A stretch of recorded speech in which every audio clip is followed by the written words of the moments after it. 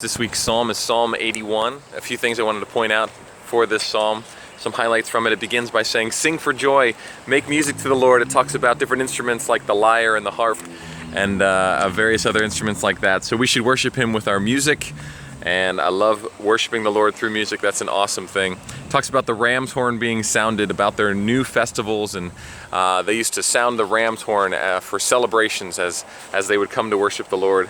And so it's reminding us to do that, to celebrate. And then it's interesting, it has a line here that says, "I heard an unknown voice." I heard an unknown voice, and then it says all these next things. And the unknown voice that's speaking is the Lord. So whether this is an unknown voice, they didn't recognize the voice, or whether it's spoken in a different language, the people didn't recognize the voice. And so it's a good reminder to us, do we recognize God's voice when God is speaking to us today?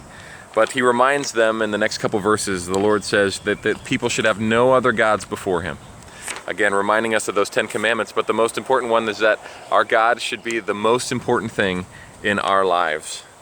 And then it says in verse 11 that the people would not listen, that they would not submit to him. And as we just studied, we heard about submission and what that looks like in the home and how we should submit to one another out of love. But we're reminded that the people would not submit to the Lord. And so he gave them over to their stubborn hearts. We're reminded in the psalm that the Lord gives them over to their stubborn hearts and says, fine, if you want it your way, you can have it your way. But the Lord's way is always better.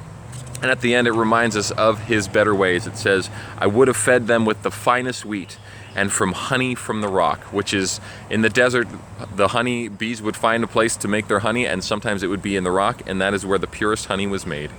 And so the Lord is promising his people, if they would just turn to me, if they would listen to me, if they would stop in their stubbornness and come to me, they would have wonderful things. And it ends by saying, "I would satisfy you." So that's our psalm this week.